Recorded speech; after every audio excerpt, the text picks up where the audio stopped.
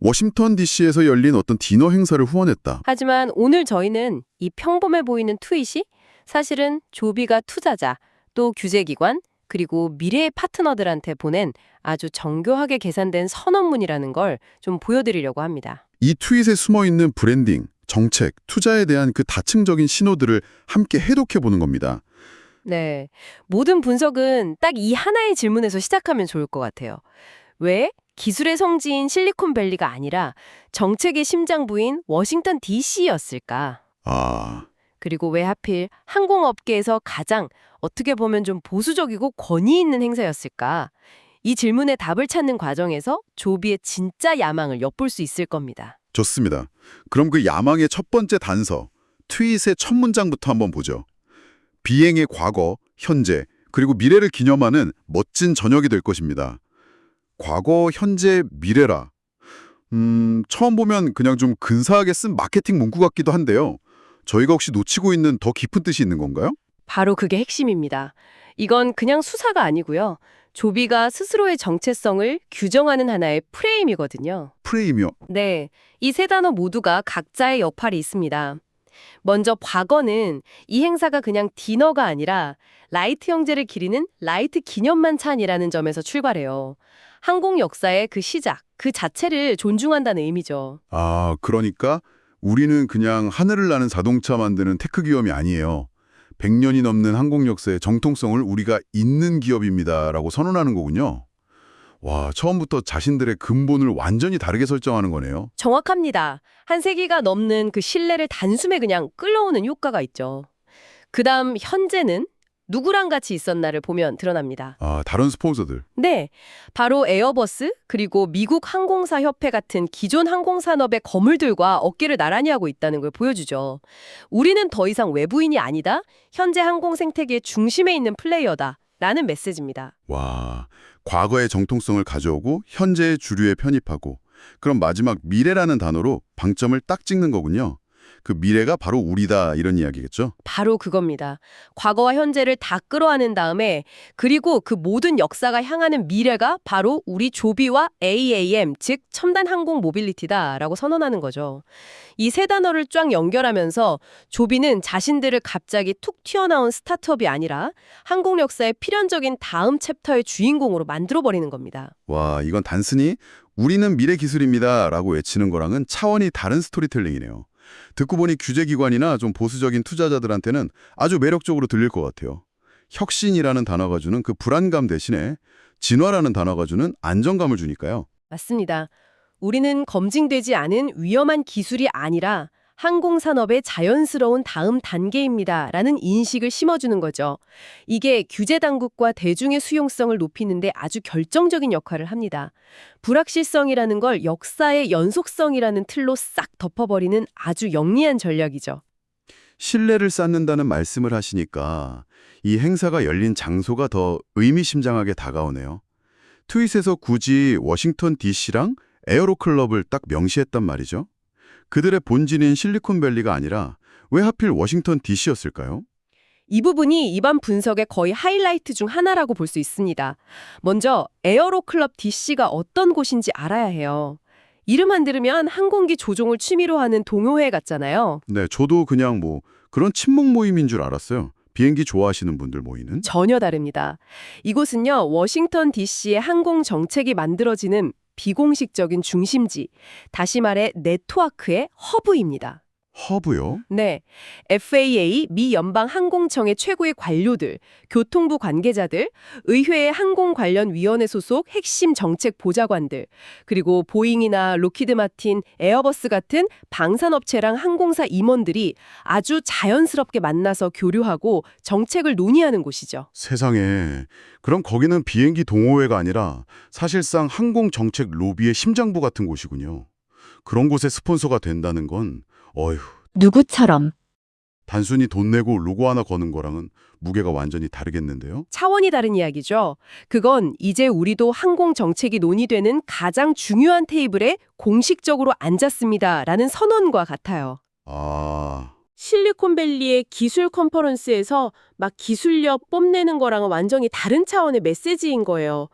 기술이 아니라 그 기술을 현실로 만들어줄 규제와 정책의 세계에 우리가 깊숙이 들어왔다. 이걸 보여주는 겁니다. 결국 투자자들이 가장 두려워하는 그 정책 리스크, 그러니까 뭐 FAA 인증이나 정부 규제 같은 가장 큰 허들을 넘기기 위해서 핵심 관계자들과 아주 긴밀하게 움직이고 있다는 걸 보여주는 가장 확실한 신호네요.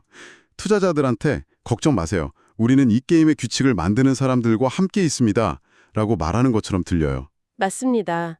투자자 입장에서는 기술의 불확실성보다 더 무서운 게 정책의 불확실성이거든요.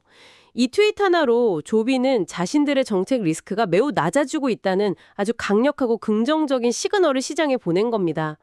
더 이상 정부의 규제 대상이 아니라 미국의 미래 항공을 함께 설계하는 파트너라는 이미지를 성공적으로 구축한 거죠. 파트너라는 말이 나왔으니까 말인데요. 그 파트너 명단을 보면 더 재미있습니다. 이번 행사 골드 스폰서 명단에 조비 이름이 에어버스, 미국 항공사협회랑 나란히 올라와 있거든요. 이건 정말 의도된 연출이라고밖에 볼 수가 없겠네요. 당연하죠. 마케팅에서는 이걸 동급 브랜드 포지셔닝이라고 부릅니다. Peer Level Brand Positioning. 한번 상상해 보세요. 지난 수십 년간 항공산업을 지배해온 거인 에어버스와 이제 막 떠오르는 미래 항공의 아이콘 조비가 같은 등급의 스폰서로 나란히 서 있는 그 장면을요. 와, 비유하자면 마치 인디밴드가 어느 날 갑자기 롤링스톤스랑 같은 줄의 이름을 올리고 페스티벌 헤드라이너로 선 것 같은 그런 느낌인데요. 보는 사람 입장에서는 아, 조비가 이제 에어버스랑 같은 급으로 대우받는구나 라고 생각할 수밖에 없겠어요. 조비는 더 이상 스타트업이 아니라 에어버스급으로 인식되어야 하는 기업입니다. 라는 메시지를 아주 강력하게 주입하는 거예요. 이게 그냥 대중한테만 보내는 메시지는 아닐 것 같은데요? 물론이죠. 이건 다른 항공사, 공항, 정비업체 같은 잠재적인 비즈니스 파트너들한테도 아주 중요한 신호를 보내는 겁니다. 어떤 신호일까요? 우리가 중심이고 EVTO는 주변부라는 기존의 인식을 완전히 깨트리는 거죠. 아, 이제는 전통 항공과 미래 항공의 두 리더가 함께 간다는 새로운 구도를 선언하는 겁니다. 이렇게 되면 나중에 코드쉐어나 공항 인프라 사용, 정비 파트너십 같은 실질적인 사업 논의를 할 때 조비가 훨씬 유리한 위치에서 협상을 시작할 수 있게 됩니다. 그러고 보니 스폰서 명단에 AFOA, 그러니까 미국 항공사협회나 US 트래블 어소시에이션, 미국 여행협회도 같이 있더군요. 이것도 조비의 큰 그림이랑 관련이 있겠죠, 당연히? 물론입니다. 이건 조비의 미래 사업 모델에 대한 아주 구체적인 힌트라고 볼 수 있어요. 항공사협회랑 함께 있다는 건 공항과 도심을 잇는 셔틀 서비스처럼 기존 항공사들과의 연계 사업을 강력하게 암시하는 거죠. 그렇죠. 항공사 입장에서도 고객의 집에서 공항까지, 또 공항에서 최종 목적지까지 이 이동을 해결해줄 프리미엄 파트너가 필요할 테니까요. 맞습니다. 그리고 미국 여행협회는 관광산업과의 연결고리를 보여주는 거겠죠? 네, 뉴욕 맨해튼 상공 투어라든가 아니면 공항에서 주요 관광지나 리조트까지 빠르게 이동하는 서비스 같은 것들요. 기존의 항공 및 관광산업 생태계 전체랑 융합해서 새로운 가치를 만들 준비가 된 거대한 플랫폼 기업이라는 청사진을 보여주는 것과 같습니다.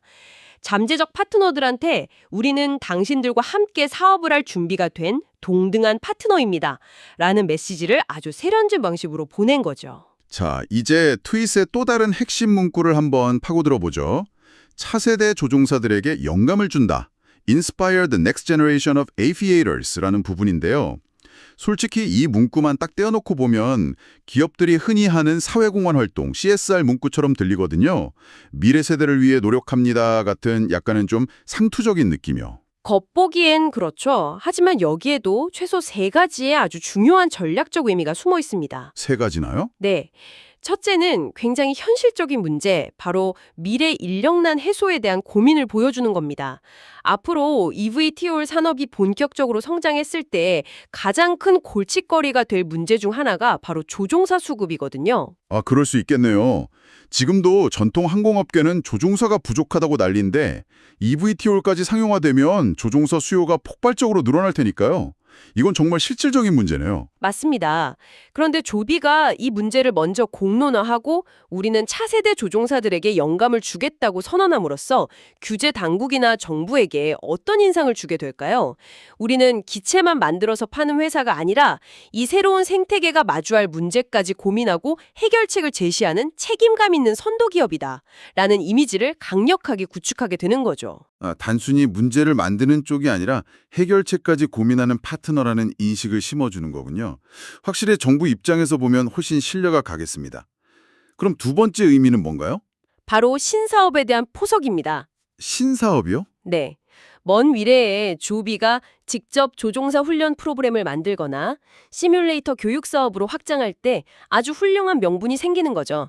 우리는 갑자기 돈 벌려고 교육 사업에 뛰어든 게 아니라 오래전부터 인재 양성의 중요성을 강조하면서 꾸준히 노력해왔습니다. 라는 일관된 스토리를 만들 수가 있죠. 브랜드 서사의 깊이가 달라지는 겁니다. 와, 그렇군요. 마지막 세 번째 의미가 특히 흥미로운데요. 세 번째는 이미지 전환 효과입니다. 여기서 조비가 쓴 단어에 주목해야 합니다. 그냥 학생들이나 젊은이들이 아니라 aviators, 즉 조종사 또는 항공인이라는 아주 전문적인 단어를 썼거든요. 아, 그러네요. 그냥 택시 드라이버가 아니라 항공기 조종사라는 단어가 주는 그 무게감이나 전문성의 차이가 엄청나죠. 바로 그겁니다. 이 단어 선택 하나로 조비는 자신들의 기체가 개인이 취미로 날리는 플라잉카, 위험한 드론이 아니라 고도로 훈련된 전문가가 운영하는 진짜 항공기라는 점을 사람들 무의식 속에 각인시키는 겁니다. 대중이 가질 수 있는 위험하고 시끄러운 미지의 신기술이라는 이미지를 아이들에게 꿈과 영감을 주는 전문적인 미래 운송수단으로 전환시키는 아주 세련된 언어 전략이죠. 자, 그럼 이 모든 조각들을 한번 맞춰볼까요? 조비 에비에이션의 기너 행사 후원 트윗. 정말 단 몇 문장을 분석했을 뿐인데 그 안에 어마어마한 전략과 서사가 담겨 있었습니다. 그렇습니다. 우리가 처음에 던졌던 질문으로 다시 돌아가 보죠. 조비는 왜 워싱턴 DC에서 이런 메시지를 던졌을까? 이제 그 답이 아주 명확해졌습니다. 이 트윗은 단순한 행사 홍보가 아니라 조비가 투자자, 규제기관, 산업계, 그리고 대중에게 동시에 보낸 다층적인 선언문이었던 겁니다. 그 선언문의 핵심 내용을 한 문장으로 요약한다면 어떻게 될까요? 이렇게 정리할 수 있겠습니다. 우리는 더 이상 실리콘밸리의 유망 스타트업이 아니다. 우리는 라이트 형제로부터 시작된 미국 항공산업의 역사를 잇는 주류 플레이어이며 에어버스와 어깨를 나란히 하는 동급의 파트너다.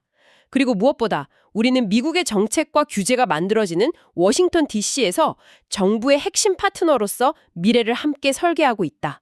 이 메시지를 워싱턴 DC 한복판에서 항공업계의 모든 주요 인사들이 모인 자리에서 공식적으로 각인시킨 사건이라고 볼 수 있습니다. 기술 개발 그 자체만큼이나 어쩌면 그 이상으로 기술을 둘러싼 서사, 그러니까 내러티브와 사회적, 정책적 신뢰를 쌓는 것이 얼마나 중요한지 아주 극명하게 보여주는 사례네요. 정말 기계만 잘 만들어서는 절대 성공할 수 없다는 걸 보여주는 것 같습니다. 맞습니다. 조비의 이번 행보는 어쩌면 우리에게 기계만큼이나, 아니 어쩌면 기계보다 더 그 기계를 움직이는 이야기와 관계가 중요하다는 것을 보여주는 건 아닐까요? 결국 기술의 미래는 진공 상태에서 결정되는 게 아니라 인간 사회의 신뢰와 합의 속에서 결정된다는 사실에 말이죠.